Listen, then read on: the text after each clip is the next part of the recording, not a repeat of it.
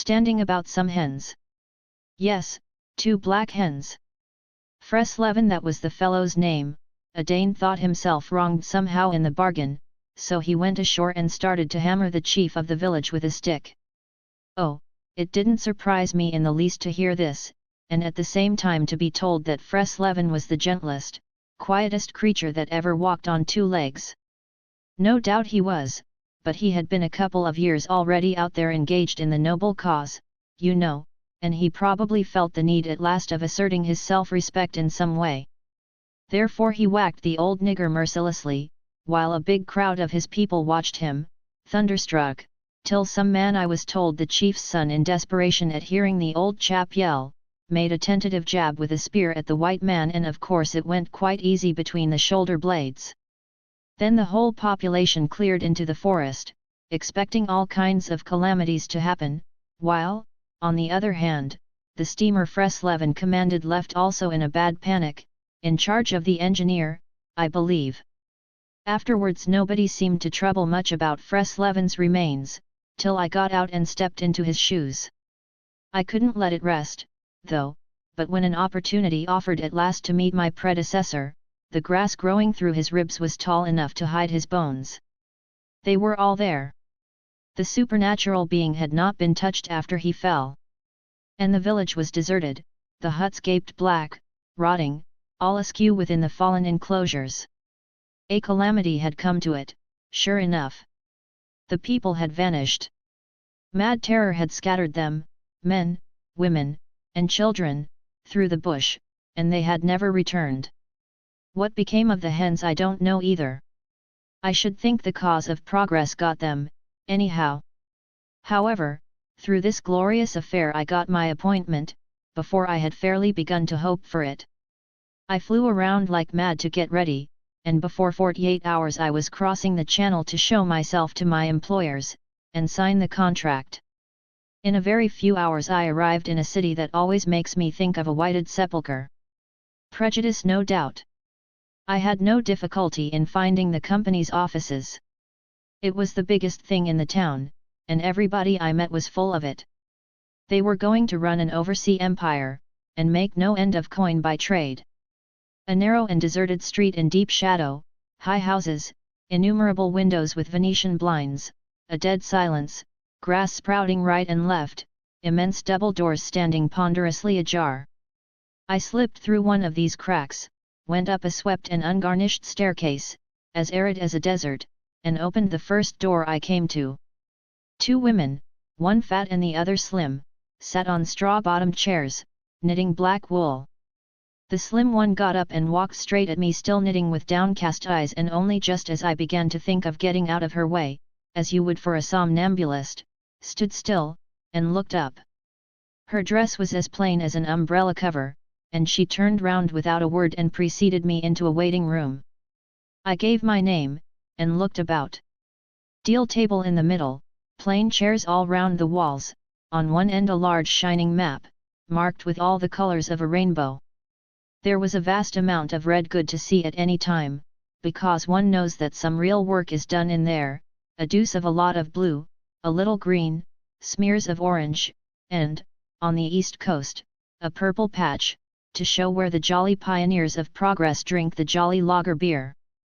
However, I wasn't going into any of these. I was going into the yellow. Dead in the center. And the river was there, fascinating, deadly like a snake. Oof! A door opened, a white-haired secretarial head, but wearing a compassionate expression, appeared, and a skinny forefinger beckoned me into the sanctuary. Its light was dim, and a heavy writing desk squatted in the middle.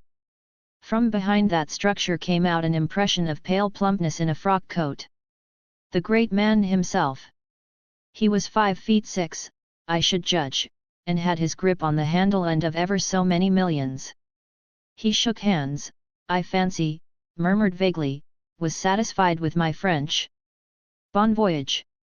In about 45 seconds I found myself again in the waiting room with the compassionate secretary, who, full of desolation and sympathy, made me sign some document. I believe I undertook amongst other things not to disclose any trade secrets. Well, I am not going to. I began to feel slightly uneasy. You know I am not used to such ceremonies, and there was something ominous in the atmosphere. It was just as though I had been let into some conspiracy, I don't know, something not quite right, and I was glad to get out. In the outer room the two women knitted black wool feverishly. People were arriving, and the younger one was walking back and forth introducing them. The old one sat on her chair. Her flat cloth slippers were propped up on a foot warmer, and a cat reposed on her lap.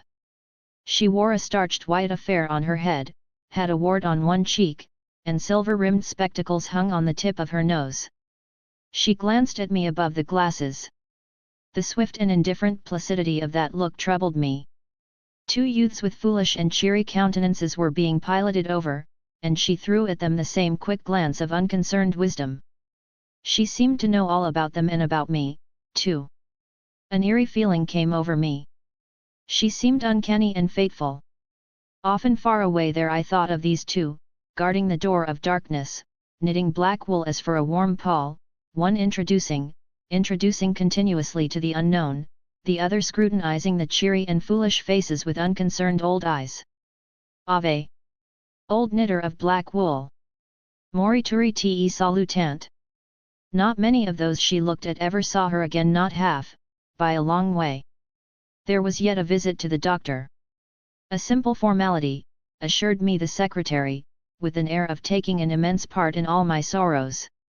Accordingly a young chap wearing his hat over the left eyebrow, some clerk, I suppose there must have been clerks in the business, though the house was as still as a house in a city of the dead, came from somewhere upstairs, and led me forth.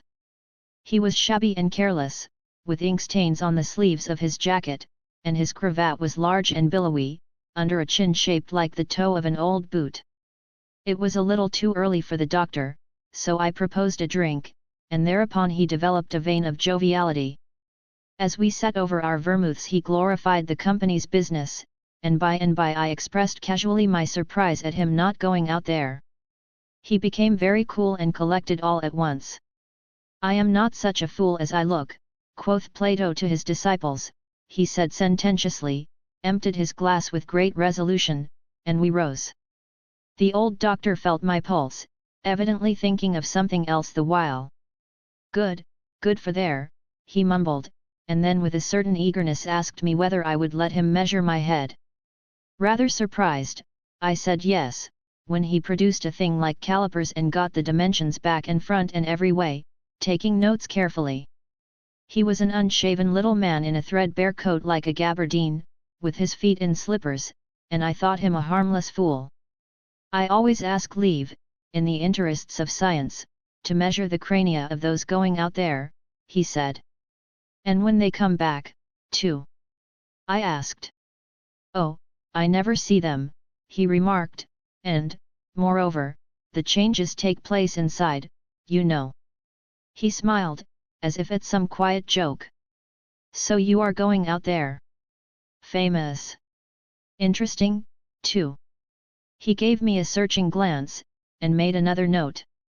Ever any madness in your family? He asked, in a matter-of-fact tone. I felt very annoyed. Is that question in the interests of science, too? It would be, he said, without taking notice of my irritatio.